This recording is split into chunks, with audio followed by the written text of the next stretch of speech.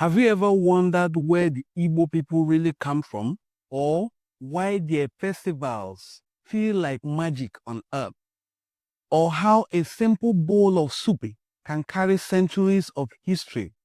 Well, grab a chair and sit close, because today we are going on a beautiful journey into the heart of Eboland, a place full of music, colors, stories, and ancient wisdom that still lives.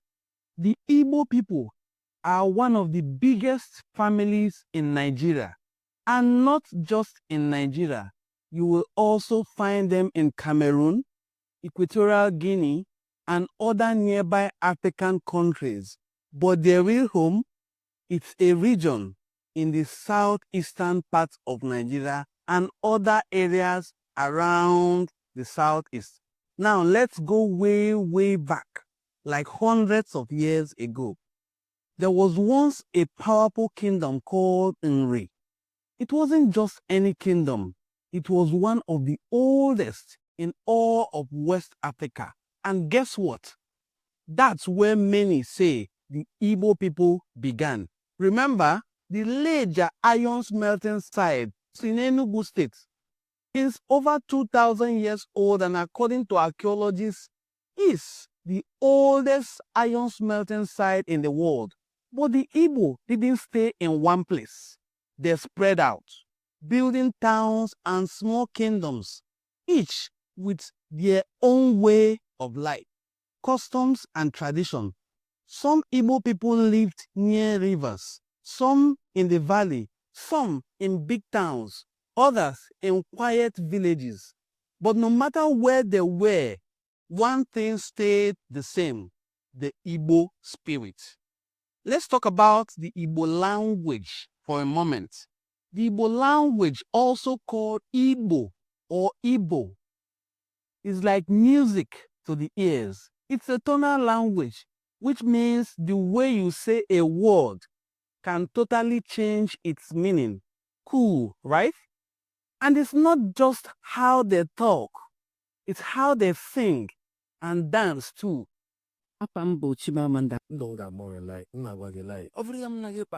Atụve ka m kelee m nne ọnụ ga-anụ asụsụ nke anyị ma ọ bụkwa general Igbo bụ ọ na-anụ ọ nọ na-anụ nke m nsụma ke m na ya sụ bababet ọnụ ga-anụ la uzono ndị baki ndị ụmụnne m ekele ke m unu. When you hear traditional Igbo music, you feel it deep in your chest. The ogene, the agogo, the ichaka, the akpele, the drums even talk. The flute whispers stories, and the people, they move. There's a dance called ekpe, which dancers wear lion-like masks and stomp the ground like warriors. And the agaba dance, that one is all about fast feet, rhythm, and showing strength. Now, let's pause for a second, because if you visit an Igbo home, you will probably be offered food. And not just food, real food, pounded. You will be welcomed with kola nuts, which you will be given, prayed for, and the kola nut you are meant to eat, and the one you are meant to take home, because ice and all, when we talk about real food, we are talking about yam, cassava, plantain, boiled, pounded, fried, however you want it. But there are different dishes that get different people excited. For those in the eastern homeland, the oha soup makes a lot of sense. For some in western Igbo land, the insala soup and ofa akwu, and the one they call Ilolo Ezof, some people call it Ofo, but very popularly known as Ofe Egusi, are among the soups the Igbo people do not joke with. But have you ever thought about Ofo Oha? That one gets me personally very excited. It's a soup made from oha leaves, soft meat, and spices that warm the soul. Just take a scoop and boom, it's like a hug from your ancestors. But food is just the beginning. Let's talk about the festivals. Have you ever heard about the very popular Ine and Iwu festivals? Or even the now trending New Yam Festival, which we call Ewaji or Iriji. Imagine the colorful clothes, joyful dance, drummers, beating loud rhythms, and the plates of yam served with pride. This isn't just about eating. It's a time to say thank you to the earth, which we call Ani. Then there is a Mmanwu Festival, a time of masquerade. Mass spirits fill the streets. Some masks are scary, some are funny, all of them carry meaning. Interestingly, some masks are even made to mimic a woman. We call that mask Abogomo, the female feminine masquerade. And don't forget Iwaji Festival, a moment to show love to Igbo culture, values, and who they really are as a people. But what about the past?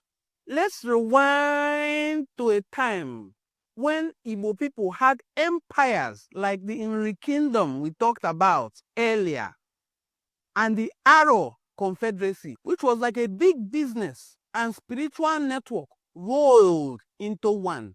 These empires were powerful. The Igbos are known to be Republican, but they had many empires. They helped shape trade, politics, and religion, especially in Eboland. Even today, you can feel their presence. What about Western Eboland, where you had kingdoms like the ancient Obolo Kingdom, Ogwashuku Kingdom, Iseluku Kingdom, Abo Kingdom? You will be surprised to hear Abo. Yes, Abo is an Igbo word, and there are no fewer than 20 different settlements named Abo in other parts of Igbo land. Yes, Abo is an Igbo settlement. What about the Onichas? We have Onichuku, we have Onicholona, we have Onichubo, and on the other side of the river Niger, we have Onichammili and all other lineages named Onitsha. If you are an Igbo child, here's what you grow up with. You greet your elders with respect. Although you hear that Igbos do not bow before anyone, but greeting your elders with respect does not always demand that you lie on the floor and begin to disrespect them afterwards. Igbos are known to greet their elders in their traditional titled greetings. For instance, in the eastern part of Igbo land, an elderly man can say, Ebolachi.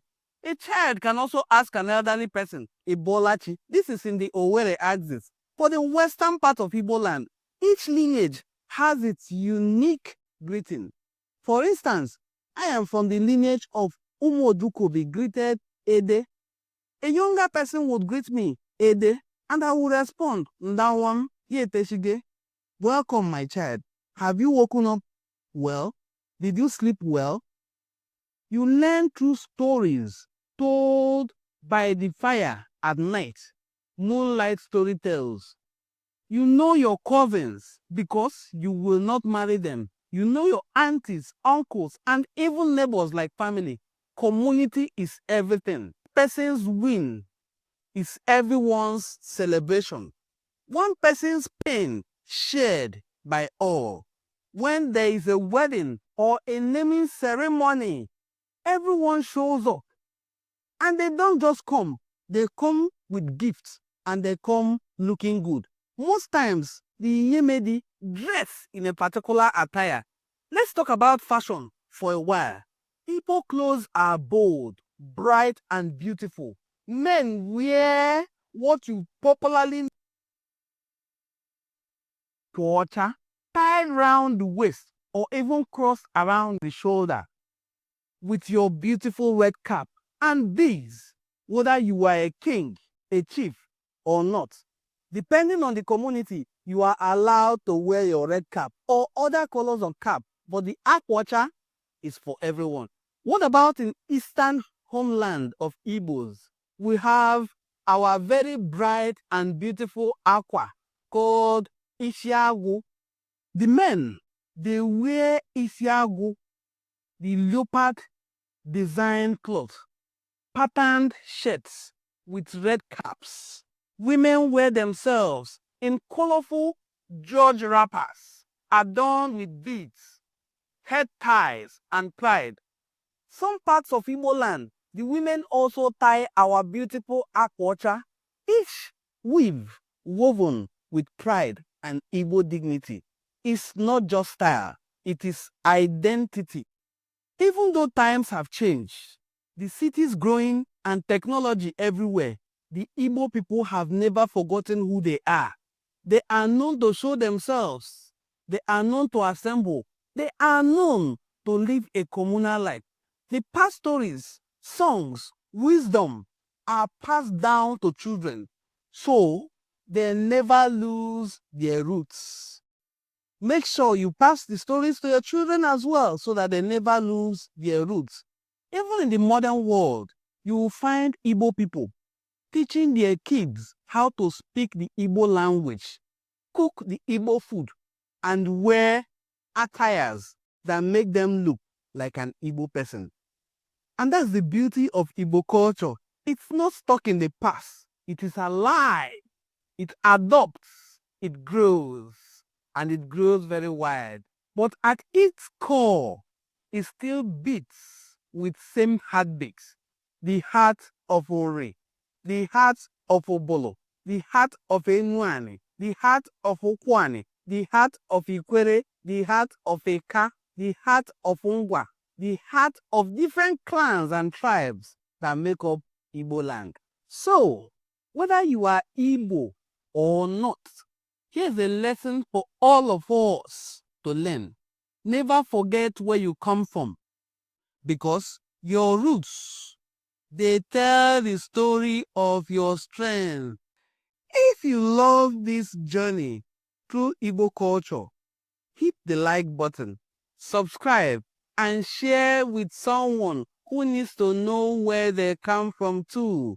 Because we do not want to have too many epulefus in our midst. And hey, in the comment section, tell me your favorite Igbo dish or memory. Let's keep the culture alive, one story at a time. Until next time, Daaloni, Ndewo, I say goodbye in Igbo language. Komesia, Daaloni.